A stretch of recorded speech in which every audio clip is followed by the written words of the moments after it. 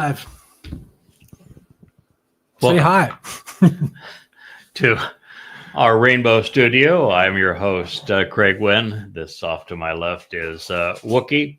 And we're about to begin a new chapter in Appalling Twistianity as we change our focus from listening to what Yahweh had to say about his beloved son, his chosen one, the Messiah, the former and returning king of Yisrael, who happens to be Dowd, not the mythical Jesus.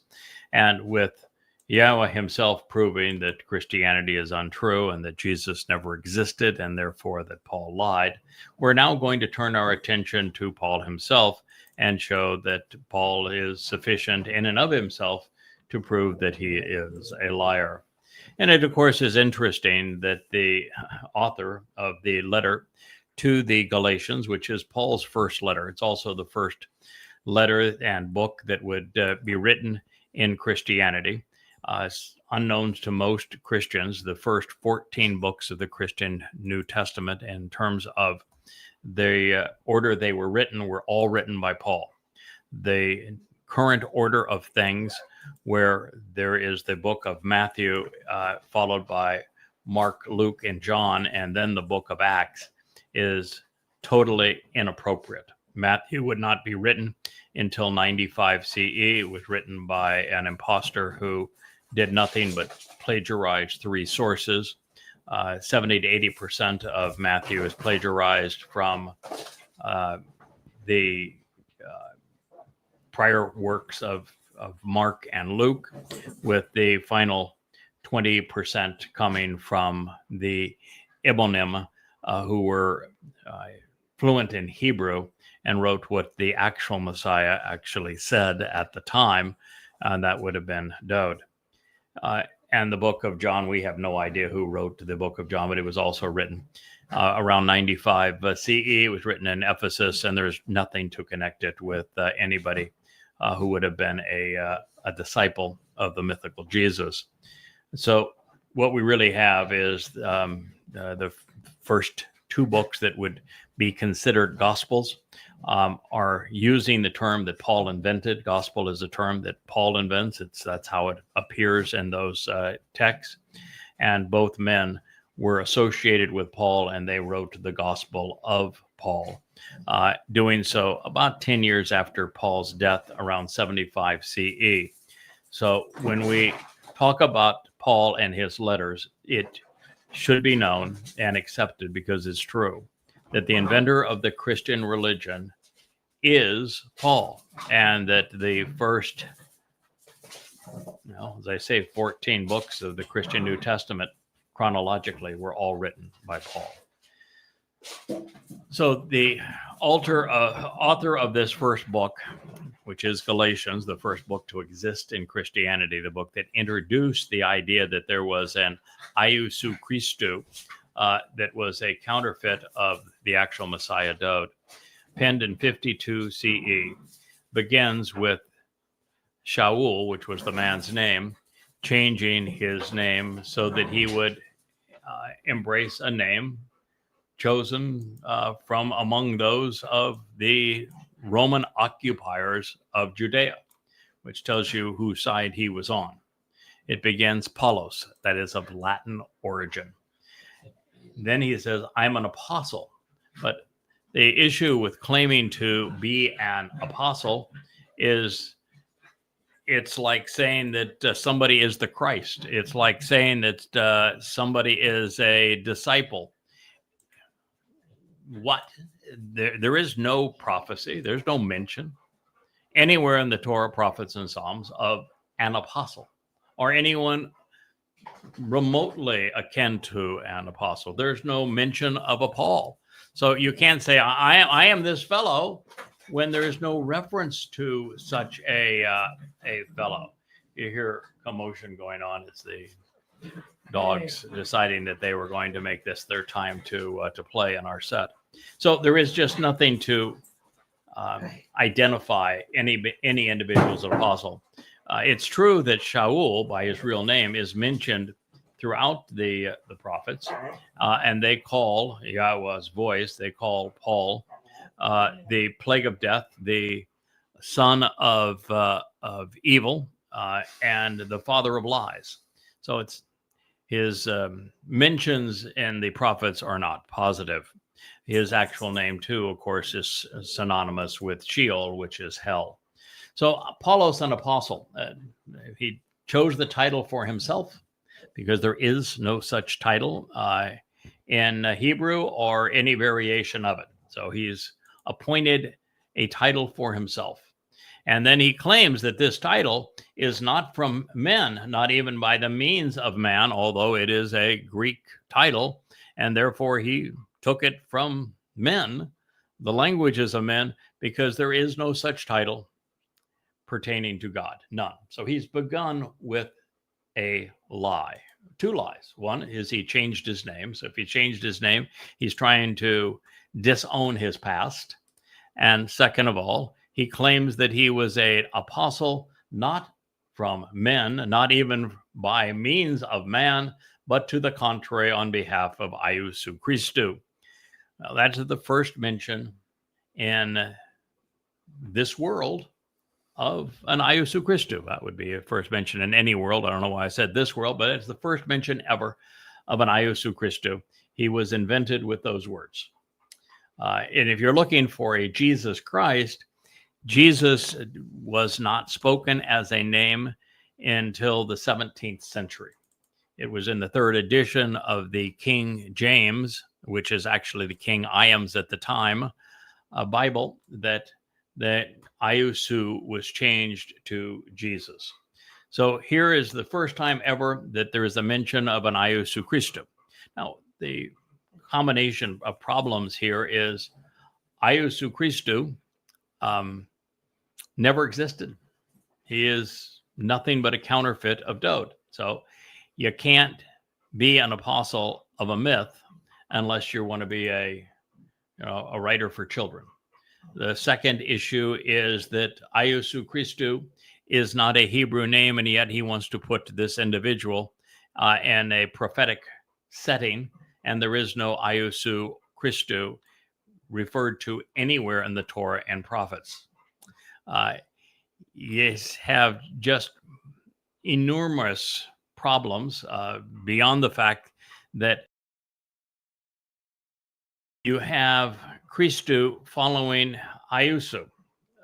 That's not possible. The only reason that it sounds appropriate now, people say Jesus Christ, that is to say, I'm really stupid, is what that says. For you to say Jesus Christ, forget it that it's Iesous Christou. It says, I am too dumb for words. What you're doing here is assuming that Christou is the last name. But what you have to buy into to see any of this as saying is you have to assume that Christou is a translation, a transliteration of a translation of a title. And if it's a title, then it has to be Christou Iesous. It can't be Iesous Christou. It's like it's King George. It's Genghis Khan.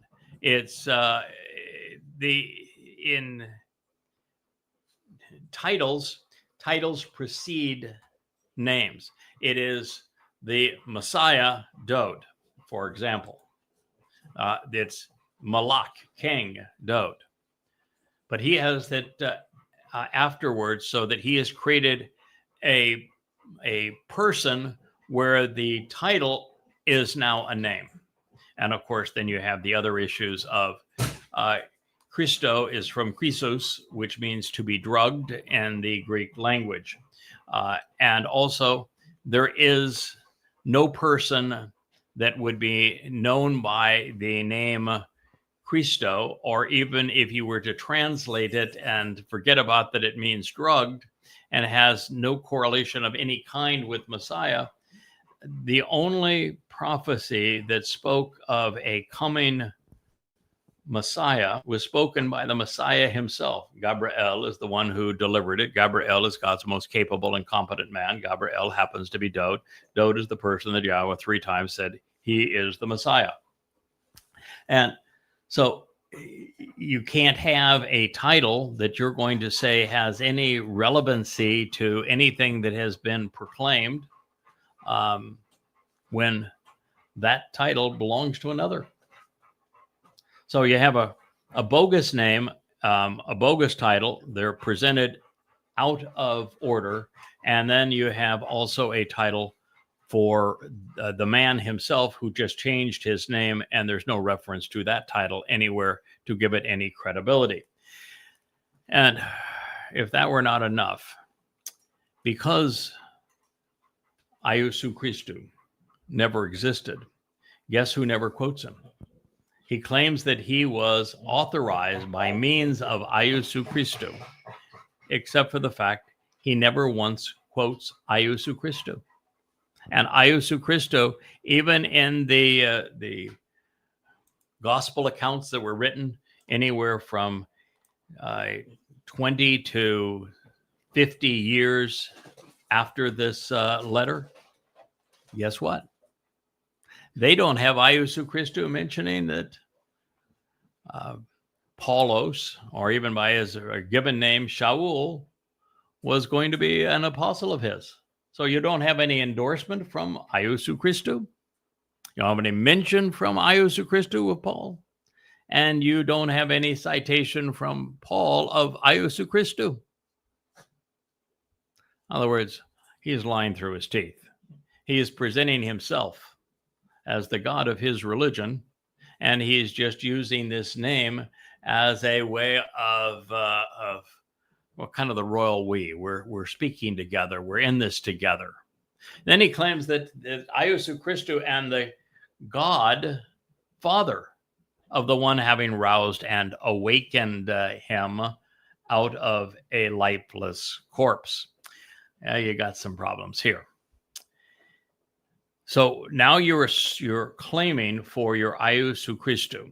You're misappropriating the title Messiah, putting it out of order, and then you're writing Theos as if that were the proper title for God. You don't know his name. And if you don't know Yahweh's name and you don't use Yahweh's name according to Yahweh, you are a false prophet. Therefore, he has identified himself as a false prophet by referring to God as Theos. And on top of that, by saying Father, he's stealing a second time from Dowd, because according to Yahweh, the only person that can claim to be the Son of God and has God said, I am his Father, only person that applies to, again, is Dowd David. So he is setting himself up as a two-time counterfeiter already, a thief. Then he goes on to say, of the one having roused and awakened him out of a lifeless corpse. Since Paul will claim that this Iesu Christou fellow was the fullness of the Godhead, that all of God fed into that man. So that was all there was to God.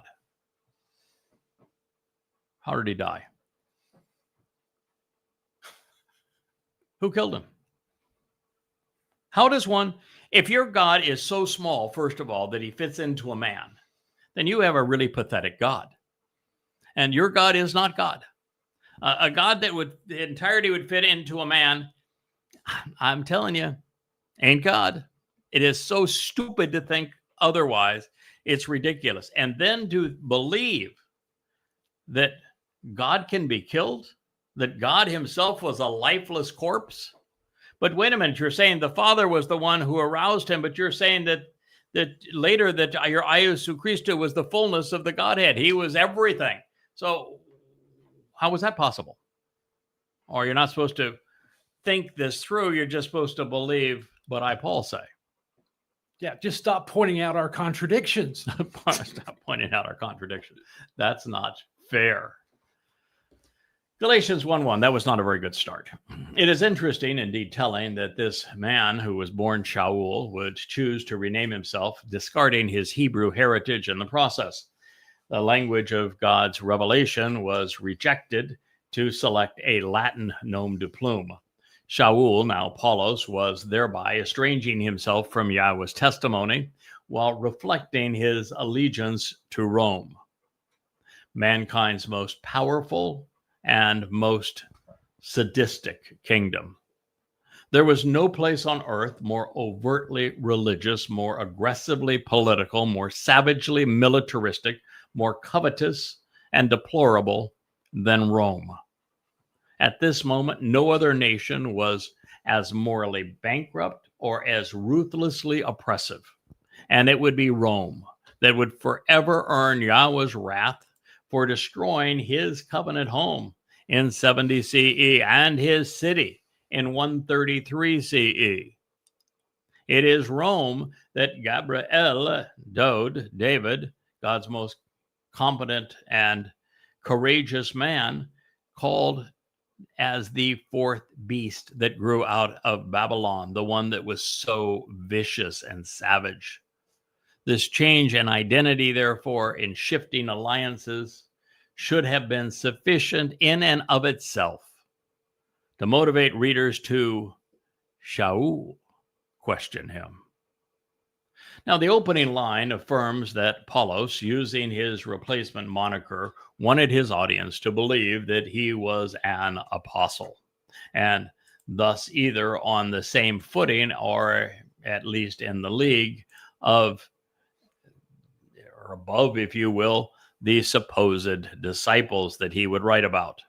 He said that he had been apostolos, prepared and placed as a delegate and messenger of Iusu Christu, which is telling because the translators of this statement correctly transliterated Paulos's and apostolos, and yet could not accurately render the Hebrew name Iusu was replacing. It's interesting, of course, that the Gospels, the character attributed to Jesus, said no such thing. The title apostle was not given to Shaul Paulos by Yahweh either. He's 0 for 2.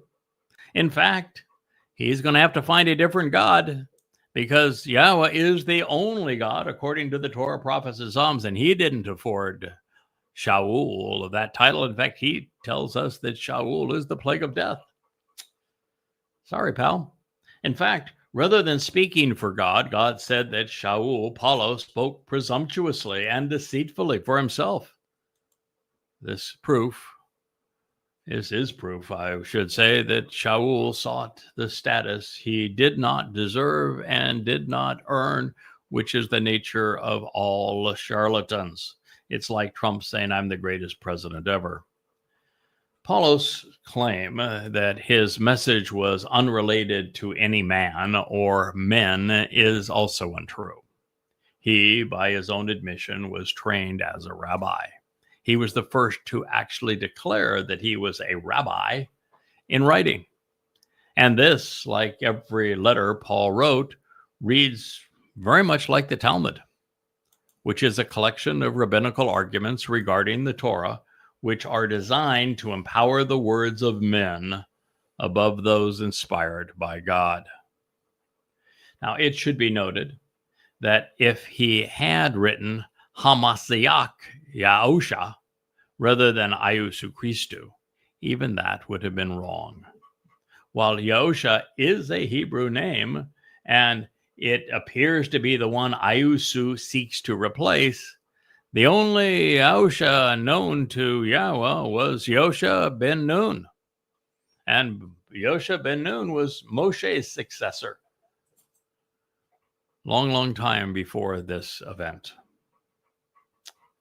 Further, Hamashiach, the Messiah title, belongs to one man, to Dowd, with the Melech king, Ra'ah shepherd, and Ben Elohym also being the very son of God. He's speaking of God's beloved David. Yahweh's testimony in this regard is comprehensive, it's consistent, and it's incontrovertible.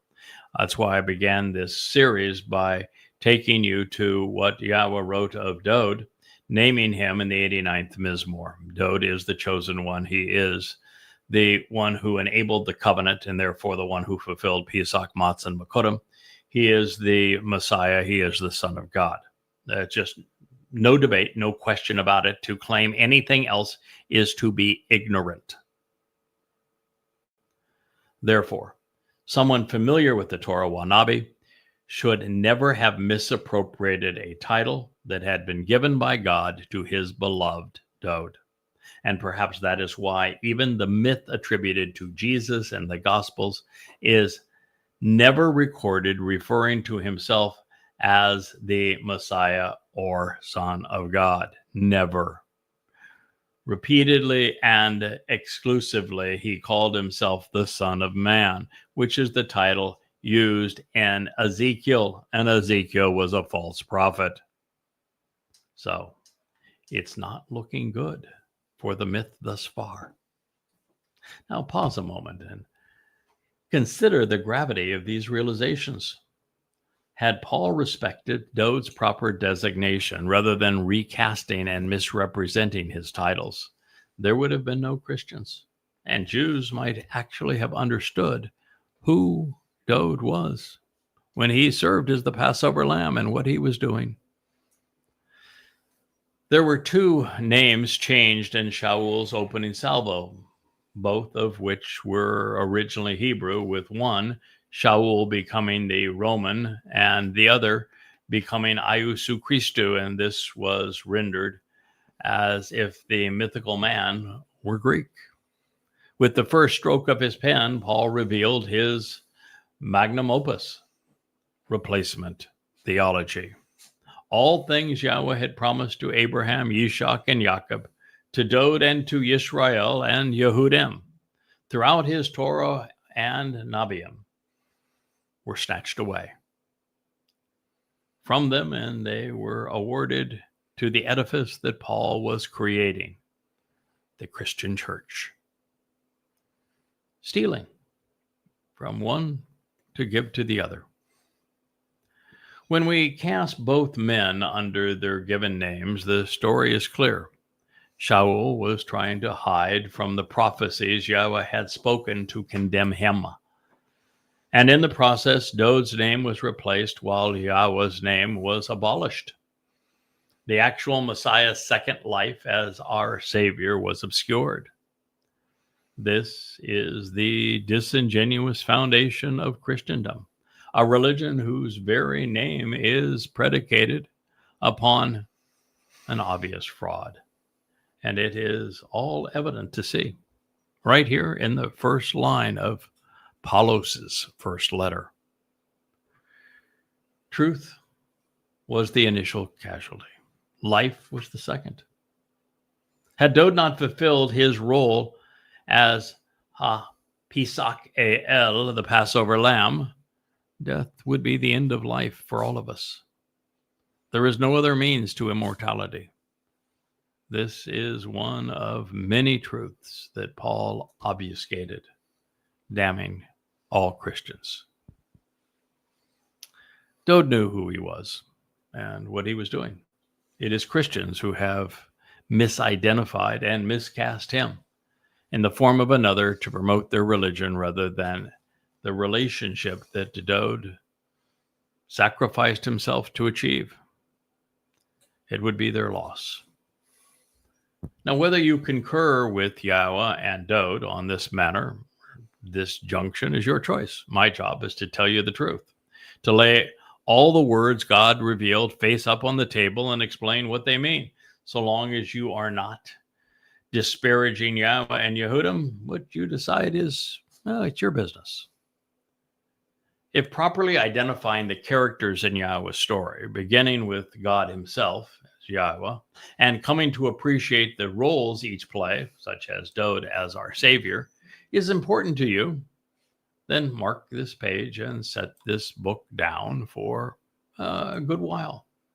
Please go to the YadaYah.com website and open volumes 1 of Coming Home, A Voice, beginning reading there until you're satisfied. You can read on to Coming Home volumes 2 and 3, and soon there'll be a 4th. Then if you're curious as to the nature of the ploy that Paul is presenting, then you can return to Twistianity for the sake of the billions still beguiled by this deceit, or God's people who have been so harassed by it. Other than the two speeches recorded by the Ebonim and pilfered by Matthew, inclusive of the instruction on the Mount and perhaps the Olivet Discourse, we know very little of what Dowd said during the second of three lives. The only eyewitness reporting on the fulfillment of Pesach, Matzah, and Kippurym was composed 1,000 years in advance in first person by the lone participant, Dowd himself, in Mizmor Psalms 22 and 88. Although they are more than sufficient in their gruesome as well as glorious detail that we don't need anything more. There is a reason we have the words of Yahweh's prophets accurately preserved in the language that God and they spoke, and we have nothing from Iusu Christus similarly maintained. Yahweh told his prophets, beginning with Moshe, to write every word down so that his testimony would be accurately preserved for future generations. And we are the beneficiaries of God's relentless insistence on recording everything he said in writing.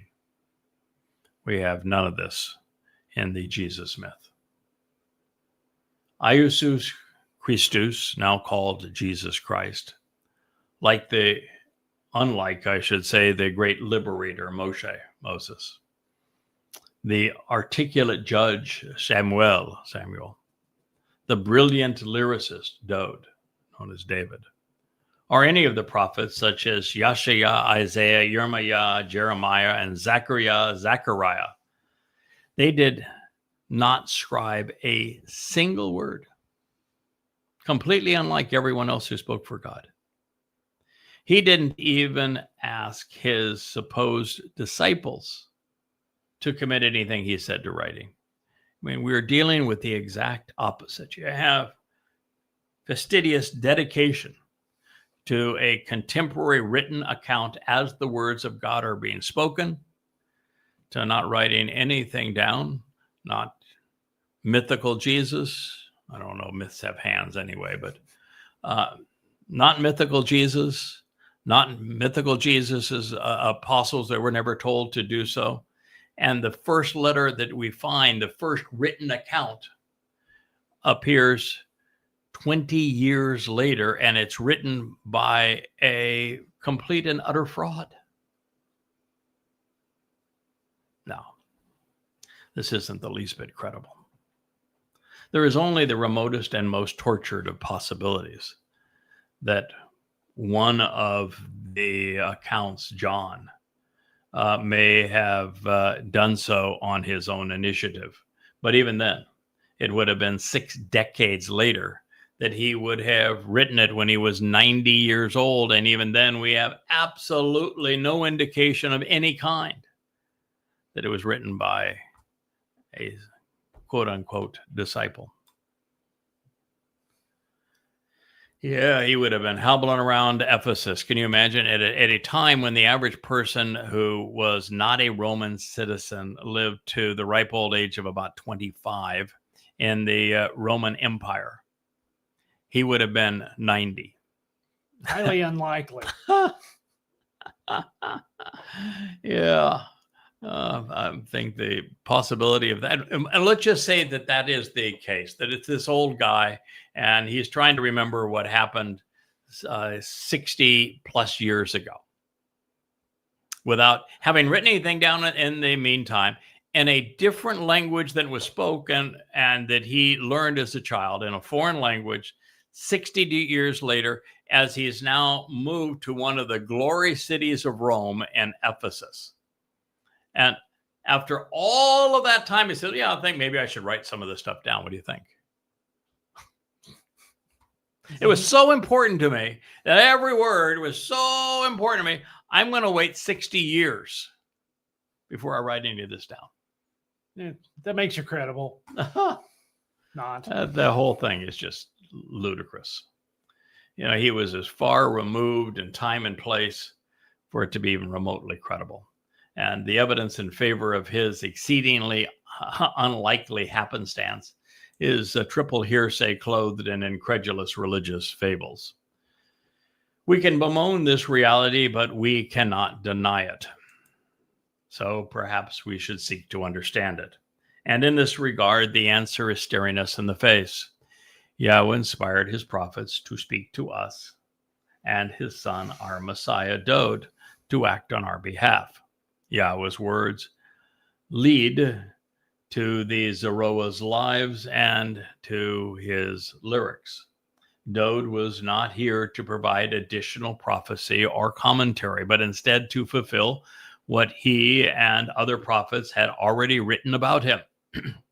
We will find everything we need to know about the role and result of the Passover lamb scribed in the Torah Nabi wa Mizmor, notably in Kara called out Leviticus, and in Yeshayah, Yahweh liberates and saves Isaiah, along with the lamb's eyewitness accounts in the 22nd and 88th Mizmor Psalms. Well, that is a lot to digest. I would like to move on to other, albeit related matters. Dowd spoke for himself and for Yahweh, but against religion. He did not predict the arrival of another or sponsor a new faith. And since Dowd and Yahweh's words are available to us in the languages they themselves spoke and have been preserved, we already know what Dowd would have said if asked about these things. Hell no. Further, Shaul Paul, to have claimed to have spoken for his fabled Iusu Christus, he would have had to have cited what he is alleged to have said in the Gospels. If he was appointed to speak for and to represent this character, Iusu Christu, who now only exists in the Gospels that were written 20 years after this letter, why didn't Paul once cite anything he said? Never once. And that makes the whole myth of Paul representing an Iusu Christu laughable. Well, he says he speaks for God, but he doesn't actually quote anything. Oh, when Paul claims to cite a prophecy to justify his ludicrous position, he never once quotes God accurately. Never once. He always takes the citation out of context, truncates it, and then misrepresents it so it conveys the opposite of what God actually said. And he does it 100 times. No. 0% possibility that any of this is true. And just reason alone dictates the answer. There isn't a single citation from Iusu Christus to be found anywhere within Paul's 14 letters. The closest he comes to is a misquote of his role as the Passover lamb in association with the covenant, which by itself invalidates the impostor's dependence upon replacement theology, because any association between Passover and the covenant completely obliterates Paul's entire proposition. Oops. To claim to speak for someone, to assert to have been chosen to represent them, and then never to have quoted anything that individual had to say. Yes, well, it's either disrespectful and disingenuous or just plain old deceitful. Simply stated, the self-proclaimed and wholly unsubstantiated assertion that Shaul Paul was chosen to speak for anyone other than for himself, particularly Yahweh and his Messiah, Dowd, is a lie. And it is obvious and simple as that. To deny this reality is to be either ignorant or irrational or both. But then again, I suppose that's why they call it faith. Now, I wonder if Christians have ever considered why Paul's new name appeared first in his letter, and Yahweh's name was not mentioned. As a rabbi student, Paul would have known it and would have been taught to avoid it. But without it, there is a 0% possibility that he spoke for Yahweh.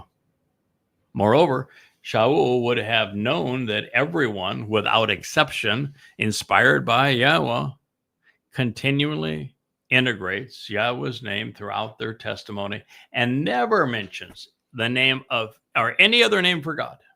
Not one. But Shaul, Paul, did not mention Yahweh's name ever in any of his 14 letters, which means that his fraud was deliberate. By failing to incorporate Yahweh's name, like the rabbis after him, Paul conclusively demonstrated for all who are familiar with the Torah's test for inspiration that he was not a prophet and that he did not speak for God.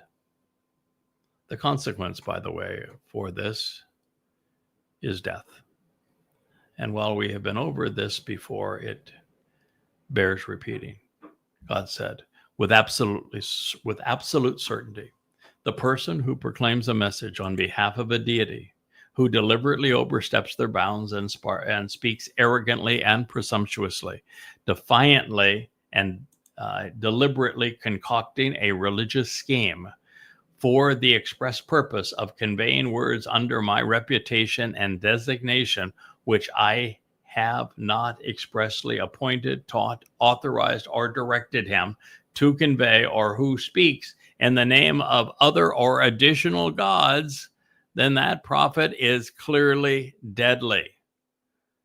Devarim 18:20. And if you say, using your best judgment, how can we actually recognize and consistently know the statements which Yahweh himself has not spoken?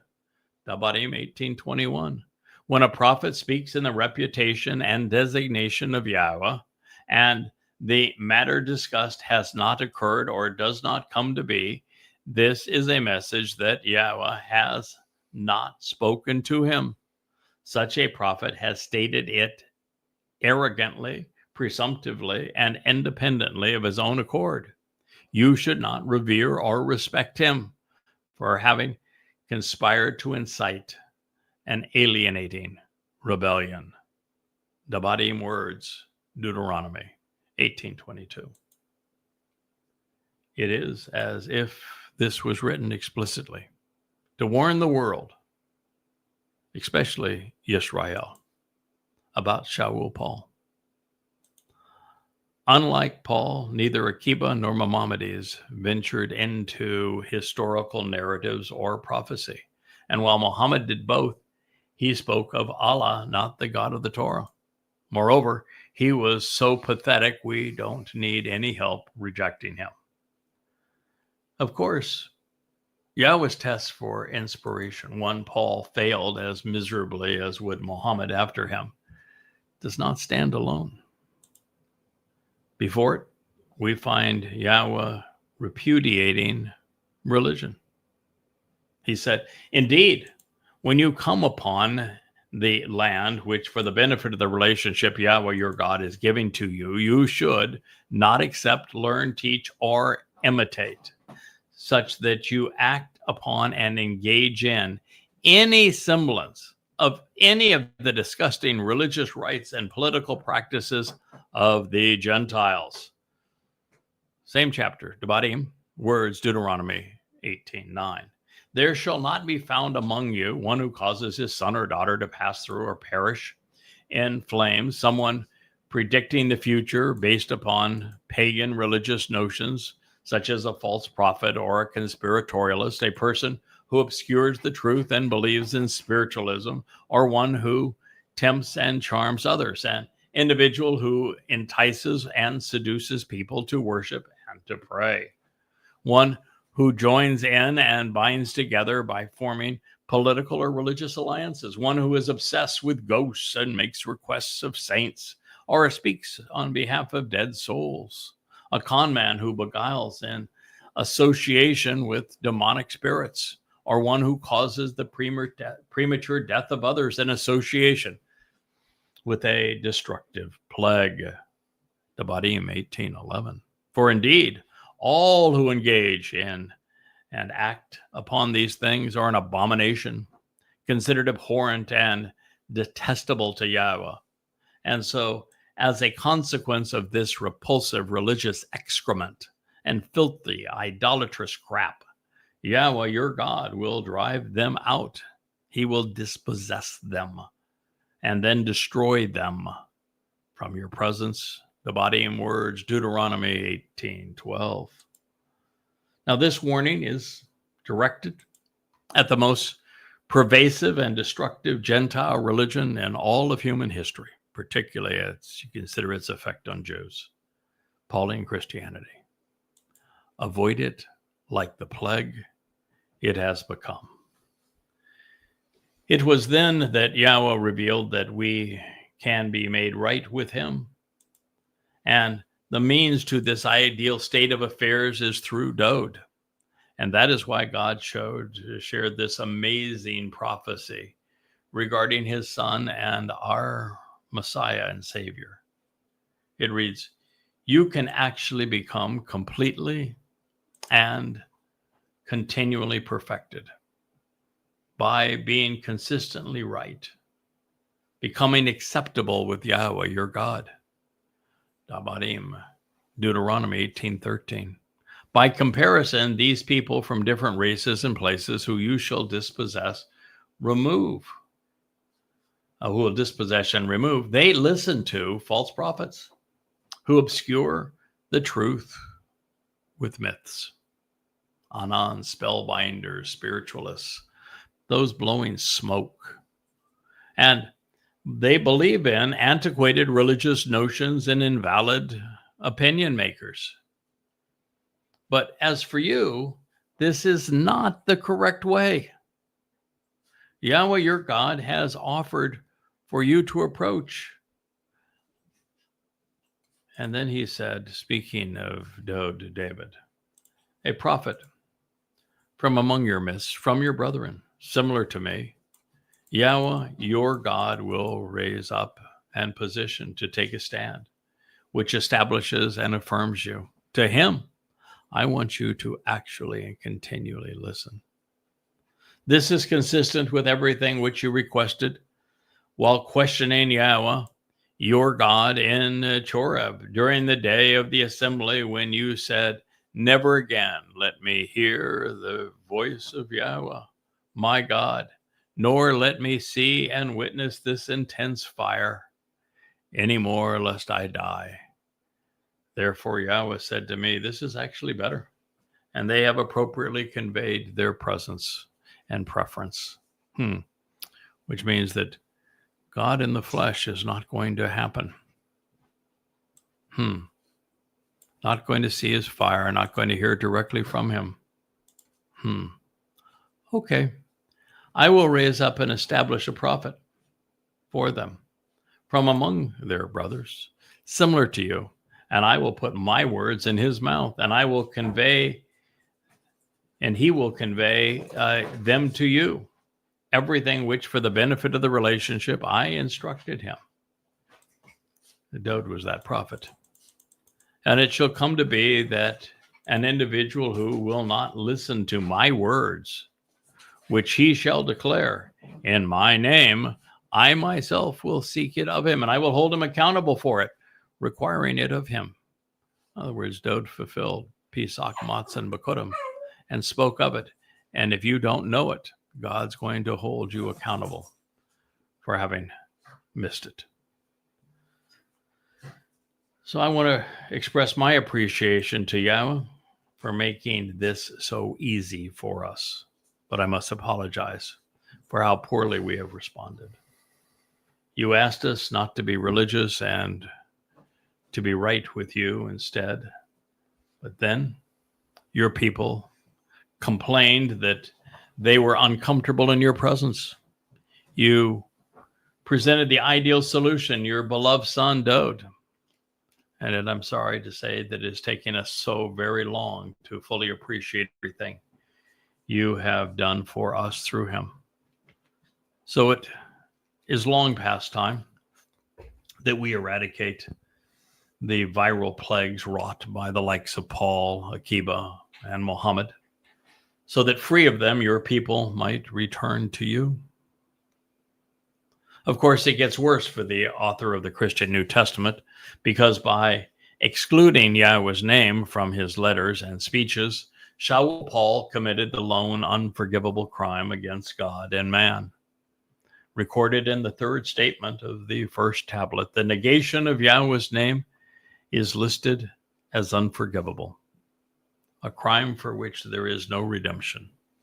Having renounced it, and having done so publicly and egregiously, we can be assured that Shaul will endure an eternity in Sheol, along with Satan the adversary, who possessed him and who inspired him. Now, while this is small barley, if you will, compared to the mountain of garbage that we have just considered, had Paulos been correct about Dowd being Mashyach in his letter, the pseudonym and title were reversed. And this is no Paulos small mistake. With Iosu Christou, the errant name and erroneous title are reversed, giving the false impression that the individual's name was Jesus Christ. More on this in a moment. Now, turning to the final mistake on Paul's initial sentence, God did not die. God cannot die. He did not fall asleep either. With absolute certainty, we know that Dowd's Bashar corporal body was destroyed after having served its purpose, consistent with the Torah's instructions. Therefore, his corpse was not resurrected. All of this is a lie, wholly inconsistent with Yahweh's teaching and prophecy on the subject of the Passover lamb. By being Sadak right with Yahweh, Dowd represented the perfect Pesach El. Moments before his physical body was sacrificed on our behalf as the Pesach lamb, Dowd's nefesh soul spoke of the separation, or the separation certainly that he might have felt from Yahweh, and saying, my God, why have you forsaken me? Well, what he was headed with his nefesh was into Sheol to carry our guilt and deposit it there. And after which time Dowd's soul was protected in Sheol by this set-apart spirit and reunited with Yahweh's spirit. Well, the Son of God re-entered the Father's home. Now, the reason he made this declarative statement was twofold. First, he wanted to direct our attention to the lyrics he wrote in his 22nd Mizmor, which begins with that statement, that God would help us understand that Dowd David is the one who was doing all of this on our behalf. It's there for all to see. It's the only eyewitness account of the fulfillment of Passover unyeasted bread and firstborn children. And it's excruciatingly graphic and precise. Now, the second reason that Dowd made this declaration is because it completely undermines the religion that would be used to mischaracterize him and misconstrue his sacrifice to rob him of his achievements and accolades. Based upon this declaration, God did not die for anyone's sins. In fact, God did not die at all. It was Dowd's body who died, not even Dowd's nefesh soul. Further, Jesus Christ never existed, which would preclude the notion that he was God. With Dowd parting statement, there is nothing left of Christianity. Dowd says, Jesus is as much God as is Dionysus, upon which Jesus was also modeled. In his own words, as they were pronounced 1,000 years in advance by the Messiah and Son of God, Dowd's corporeal and beaten body was left on a Roman torture stake to die as the Passover lamb. Please pause once again and to consider the implications of this. He sacrificed his body to nurture the family and promote eternal life. And had the Pesach El not been offered on this occasion in concert with the Torah's instructions, we would have been deprived of the opportunity to live past this mortal existence.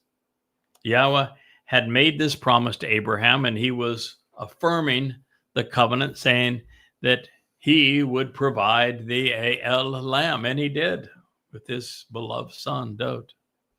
This, of course, negates the foundation of replacement theology. According to Paul, Jews were condemned by his God because, well, they killed Jesus. And while it was Rome, not Jews, who slew the lamb, had Jews been responsible for leading the Passover lamb to the sacrifice, the world should be applauding them for doing what needed to be done. Therefore, we can be assured that the Christian mythology underlying replacement theology is invalid. God could not be angry with his people for doing what he intended. Just because men are capricious and unreliable does not mean that God turned away from Israel, withdrawing every promise he had made on their behalf. He did not transfer these sworn oaths to the people who murdered the Lamb of God either. The Romans who became Roman Catholics and the Roman Catholic Church, well, no, they would be part of the plot. They're on the wrong side. So the case for Christendom has quickly unraveled. In accordance with the Torah, the physical body of the Passover lamb was offered so that we might live. His soul, however, did not die. It descended into Sheol, the place of separation from God, on the Miqraey of matzah, known as unyeasted bread, to remove the fungus of religion and political rebellion from our souls. It was the most horrid experience imaginable, and thus hardly a snooze. The consequence of ignoring Pesach and matzah, which is precisely what Paul did in his opening declaration, is life and death, salvation versus damnation. Without Passover, we remain mortal. Without matzah, we retain our guilt. So while Kippurym, firstborn children, once warrants our attention, without Pesach and matzah, there is nothing to celebrate. Now, should you credit Paul with an indirect mention of the Passover lamb and that he acknowledged that there was a corpse, there is something far worse than failing to capitalize on Pesach.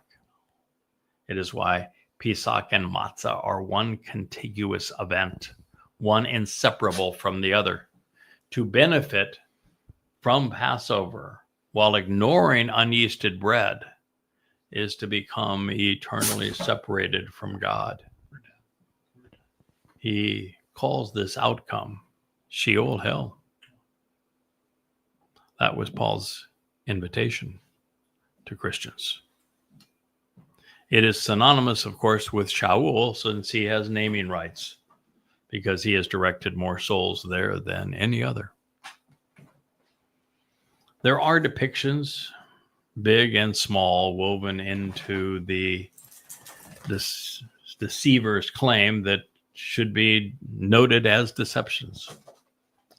God Father, the one having roused and wakened him out of a lifeless corpse, necros, death, uselessness, futile, a vain carcass, an ineffectual, powerless, and deceased cadaver, a dead body having breathed its last. Now, God did not rouse his beloved Son. The body of the Passover lamb never comes back to life. The Passover El restores our lives, not his own. There would have been no purpose to the sacrifice if Dowd's body had been reanimated, rising from the dead. Assuring that the observant individual would never make this mistake, Yahweh told us to incinerate the inedible portions of the Pesach El after being nourished by the meal. Therefore, the same evening the Mashyach, Dod's body, served as the lamb, his corpse was destroyed. It was incinerated by Yahweh's light. This is from Shemot, names, Exodus 12:10. There could not have been a bodily resurrection of someone fulfilling Passover because there was no longer a body. For those who may protest saying that the alleged disciples saw him, let's keep it real. Even in the myths attributed to the misnomer Jesus, his mother and the women in his life mistook him for a gardener. The fellows on the road to Emmaus, who had been in Jerusalem as these events were transpiring, were clueless as to who he was when he approached them on that day, according to Luke 24:13-18. The same evening, with his supposed followers, he not only passed through a wall, something a physical body cannot accomplish, even they did not recognize him. John 20:19. When his soul reunited with his father's Ruach, Dod was no longer using the tortured body that had served this purpose. If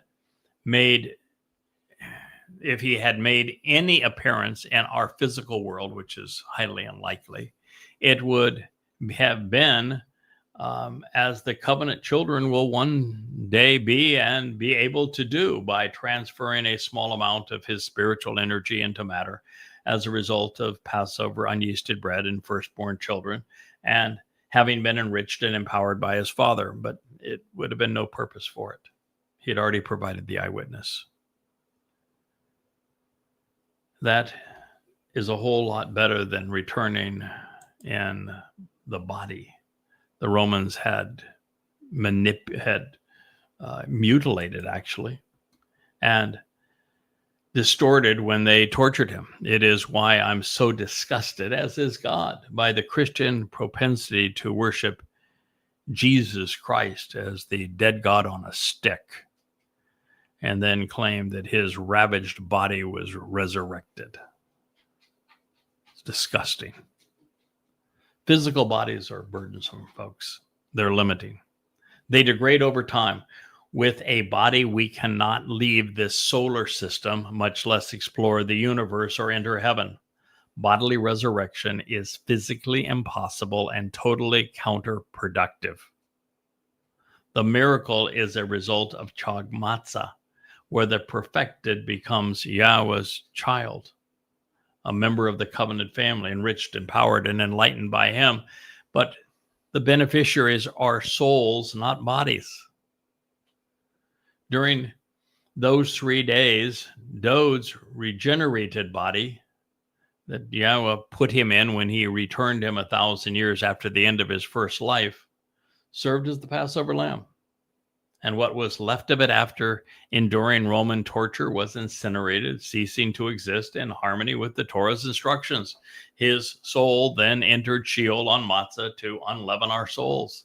Then on the Miqraey of Kippurym, known as firstborn children, the Makor, the firstborn of gods, the Messiah, according to God's soul, was reunited with his father, becoming the firstborn of the covenant. Thereby the Torah's promise to make us immortal, to perfect us, to adopt us was fulfilled. That's God's story. It holds together, not this mush by Paul. Then, as further evidence that a corpse was not reanimated or resurrected, as Paul has written, the only common denominator among the 3 gospel accounts after the fulfillment of Passover and a snooze on matzah because, well, they didn't have any idea what happened, was that no one recognized him. Not very credible, is it? In the opening statement, Paul got everything wrong. His name, his title, his status, his sponsor, his inspiration, Dod's name and title, Yahweh's name, the relationship between Yahweh and his beloved Son, all while promoting the myth that God died, fell asleep on the job, and was bodily resurrected from a corpse. It was not an auspicious beginning. God himself proves that each of the explanations I have laid before you is valid. In due time, we will consider Yahweh's position on each of them, because without continually sharing Yahweh's view, this book fails to live up to its potential. My goal is not to leave Christians floundering, but instead to replace the lies that Paul has sown with the truth according to God. I will take away nothing that is worthwhile, but for those who are receptive, I will provide you with a clear and correct path to God. In this regard, Shaul Paul did not say, at least in his opening line, that he was speaking for God the Father. That subtly is lost on most Christians who have replaced Yahweh with their Lord Jesus Christ, in effect focusing on a myth as opposed to God. This issue isn't insignificant. Even if we were to play along and pretend that there was a Jesus Christ, he could not have been equivalent to God. Even by the myth's own admission, he is cited saying, "The Father is greater than am I." John 14:28.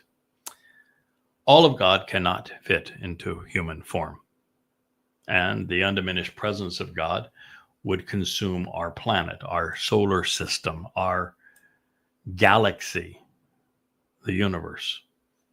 This known, the possibility of a diminished manifestation of God in this way is only possible in some very complicated processes.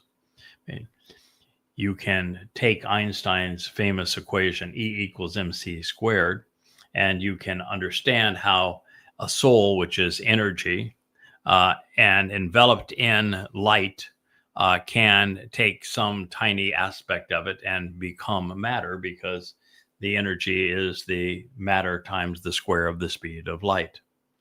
So since Yahweh is spirit and describes himself as light, he is energy. Men are corporeal and thus matter.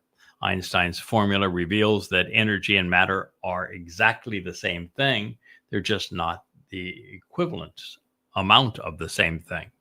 You know, it's like a tiny little speck of a diamond and a house built of diamonds would be a comparison. He proved that matter was a substantially diminished form of energy. If the mythical Jesus was the equivalent of Yahweh, what known as the Lord's Prayer, Matthew 6:9, becomes nonsensical. It would have had Jesus saying, "Pray to me who is not in heaven, set apart is my name, my kingdom come, my will be done in earth as it is in heaven." Recognizing that they were not the same thing, it's curious that Paul saw himself representing the mythical representation. Now, a Greek word that we translate apostle from apostolo, when used correctly, is important. It means to be set apart, prepared, and equipped. While Paulos was the furthest thing from this, even today, far too many individuals go off pretending to be witnesses without first studying the Torah and prophets. As a result, those who are inadequately prepared and improperly enlightened, well, as we have witnessed, they do far more harm than good, because they typically say and write stuff that's really stupid. Paul was also missing from what would have been the most important event recorded in Acts had it been true, the fulfillment of the fourth invitation to be called out and meet of 7 Shabbats, what Christians have errantly called Pentecost 50.